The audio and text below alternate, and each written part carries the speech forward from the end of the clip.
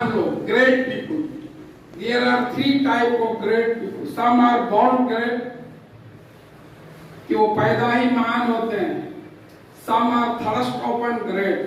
वो great महान नहीं है, लेकिन बड़े घर में पैदा हुए हैं इसलिए जो है वो बड़े हैं. और some achieve greatness. तो ये सबसे greatness का ये सबसे highest quality है, जो अपने कर्मों से कामों से अपना जो है मकान बनाते हैं. सिद्धि पांडे जी उस श्रेणी में आते हैं.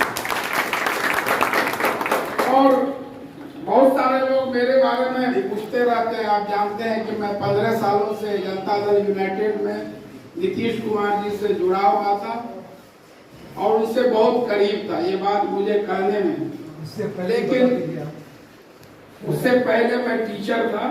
16 साल बीपीएससी से जो बहाली हुई थी 1994 में, तब 2010 में मरहूम तस्लीमुद्दीन जो सीमांचल गांधी के नाम से फेमस थे, उनके नेतृत्व में मैं जेडीयू की सदस्यता लिया. बाद में वो जेडीयू कुछ दिनों बाद छोड़ दिए मैं, लेकिन उसी पार्टी में रह गया.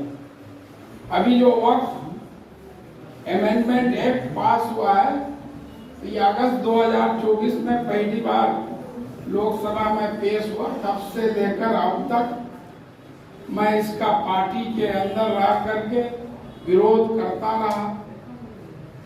और जब उसमें कोई ध्यान नहीं दिया गया तब फिर हम सुप्रीम कोर्ट भी गए. वहां से जो 16-17 को जो सुनवाई था उसमें मैं खुद मौजूद था. और फिर आगे 5 मई को मैं इस कानून का इसलिए विरोध नहीं कर रहा हूं, इसलिए विरोध कर रहा हूं कि ये संविधान विरोधी है, अनकॉन्स्टिट्यूशनल है. जो हमारे फंडामेंटल राइट्स है, आर्टिकल 14, 25, 26, इसका वायलेशन हुआ है. हमारे देश के प्रधानमंत्री मोदी जी कहते हैं कि एक देश एक कानून. अगर इस दिशा में वो आगे बढ़ते तो हम उसका वेलकम करते. हिंदुओं के लिए अलग कानून, मुसलमानों के लिए अलग कानून, वक्फ के लिए अलग कानून, मंदिर के लिए अलग कानून. तो वो बोलते कुछ हैं, करते कुछ हैं. अभी हरियाणा में बोल रहे थे कि कानून कड़ा इसलिए लाना पड़ा क्योंकि 2013 में कांग्रेस जो वक्फ अमेंडमेंट एक्ट लाया था वो वक्फ की संपत्ति को तबाह बर्बाद करने वाला था. सब लूट खसोट हो रहा था. हम उसको मैं पारदर्शी लाने के लिए, अगर ऐसा भी कुछ होता तो मैं उसका सारे लोग वेलकम करते. आप 2013 में आप जाइए, जब ये कानून पार्लियामेंट से पास हुआ वक्त अमेंडमेंट एक्ट 2013, तो कांग्रेस के साथ साथ बीजेपी उस वक्त अटल बिहारी वाजपेयी जी लोकसभा में थे, लाल कृष्ण आडवाणी जी थे, सैयद शाहनवाज हुसैन जी लोकसभा के सदस्य थे. उनका भी बयान आप देख लीजिए, सब उपलब्ध है. मुख्तार अब्बास नकवी जी भी थे. सबने इस बिल का समर्थन किया और सर्वसम्मति से पारित हुआ. आज अगर कोई पार्टी कर रहा है कि वो पार्टी गलत लाया था इसलिए हम ला रहे हैं, तो इसका मतलब आप भी उसके दोषी हैं. और एक चीज भ्रम फैलाया जा रहा है कि इस बिल से वक्त में जो धांधली है, लूट खसोट है, वो रुक जाएगा. और इस एक्ट का एक प्रोविजन आप समझ लीजिए, इससे रुकेगा नहीं. वक्फ की संपत्ति छिनेगी, तबाह वो बर्बाद हो जाएगी.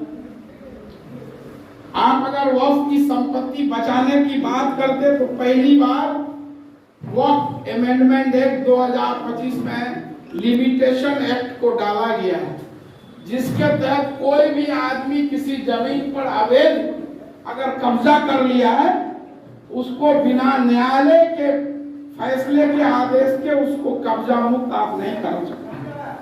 कैसे आप बोल रहे हैं कि हम वक्फ की संपत्ति को बचाने के लिए, पहले कोई अगर मुतवल्ली है वो गड़बड़ी करता था। पहले के एक्ट में था कि नॉन वेलेबल सेक्शंस में उस पर एफआईआर होता, और नए एक्ट में क्या है कि वेलेबल है।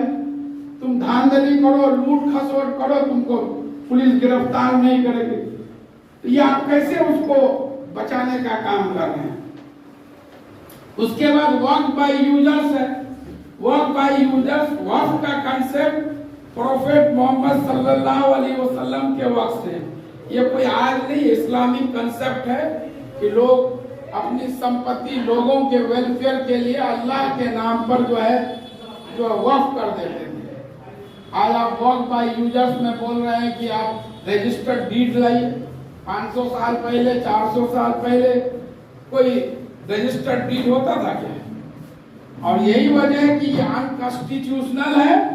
इसीलिए आज सुप्रीम कोर्ट में जब Sanjeev Khanna ji chief justice of India जब सवालों की झड़ी लगा रहे थे, मैं खुद मौजूद था। Solicitor general of India Tushar Mehta इधर उधर झांकने लगे, उनको जवाब नहीं बन पा रहा था। आधे घंटे का टाइम दिया, बोला एक दिन का दिया, फिर अभी 7 दिन का टाइम लिया है। और इस एफिडेविट के साथ कि ये बिंदुओं पर, इस पर हम लोग अभी तत्काल जो सेंट्रल वक्फ काउंसिल में और स्टेट वक्फ बोर्ड्स में कोई नियुक्ति नहीं करेगी। वर्क बाय यूजर्स को अभी जो उसके नेचर से कोई छेड़खानी नहीं करेगी। और इस बिल में और एक शर्त वही है कि आप कोई वक्फ की जमीन है, उस पर अगर कोई डिस्प्यूट होगा तो वो जो है डीएम साहब के यहाँ किया, तो जिस दिन वो आवेदन दिया उस दिन से वो वक्फ की संपत्ति नहीं मानी जाएगी जब तक के वो फैसला नहीं आ जाए कि ये वक्फ की है या नहीं। ऐसा कोई कानून है? हमारे आपसी बीच में जमीन का मामला चलता है, टाइटल सूट 25 साल, 50 साल, 30 साल, 10 साल, 15 साल लग जाता। अब वक्फ की जमीन में ऐसे कोई भी हाथ डाल देगा, बोल देगा ये वक्फ की नहीं है। तो और जो अभी बोल रहे हैं कि जो है कोई भी संपत्ति पर बता दीजिए, बोले ये हाथ डाल दीजिए तो वो वक्फ का हो जाएगा। ऐसा नहीं है।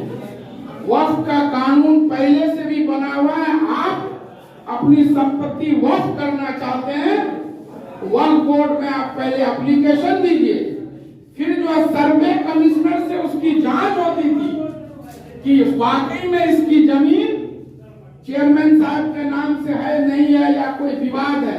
वो रिपोर्ट देता था, तब वो वक्फ रजिस्टर्ड होता था।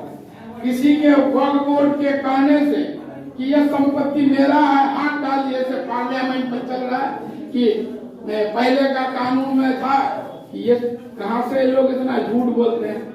और एक क्लाउड कपिल सिब्बल साहब जो निर्दलीय राज्यसभा सांसद है, वो बता रहे थे कि जब लोकसभा में 2 अप्रैल को जब बिल पेश हुआ वो उसमें नहीं था। वो था ancient monument protection and preservation act, जिसके तहत दिल्ली की जामे मस्जिद वगैरह आती है जो पुरातत्व जो आर्कियोलॉजिकल सर्वे ऑफ इंडिया के अधीन है। अब ये नए कानून में है कि जो भी संपत्ति इसमें है, दिल्ली की जामा मस्जिद भी अब वक्फ की नहीं रहेगी। 4,20,000 वक्फ बाय यूजर्स का जो इन्होंने लाया है, और उसमें टाइम दिया है कि कानून बनने के 6 महीने के अंदर एक वामसी पोर्टल है सेंट्रल वक्फ काउंसिल का, उसमें अपलोड करना होगा। तभी आपके पास कोई वक्फ बाय यूजर्स का कोई कागज नहीं है, वो 4,20,000 वक्फ की संपत्ति वो जो है वक्फ नहीं रहेगी। और सारे बात है। और आज पॉलिटिक्स में, सियासत में अच्छे लोगों की आवश्यकता है। पॉलिटिक्स में इतना करप्शन हो गया है इतनी कि लोगों को उस पर भरोसा अब नहीं हो रहा है। शिवदीप लांडे साहब ने इस दिशा में कदम बढ़ाया है और मैं इनका वेलकम करता हूँ। सब लोगों को, जब तक पॉलिटिक्स में आप अच्छे लोगों को नहीं लाएंगे तो ये बुराई हटेगी नहीं, समाज में करप्शन बढ़ेगा और जो ये विकास जो गरीबों के लिए होता है, जरूरतमंदों के लिए होता है, वहां तक होता है। अभी जुमा का भी वक्त है, फिर से मैं सिद्ध अपने गांव में खैर मकदम करता हूँ, स्वागत करता हूँ, वेलकम करता हूँ। जय हिंद।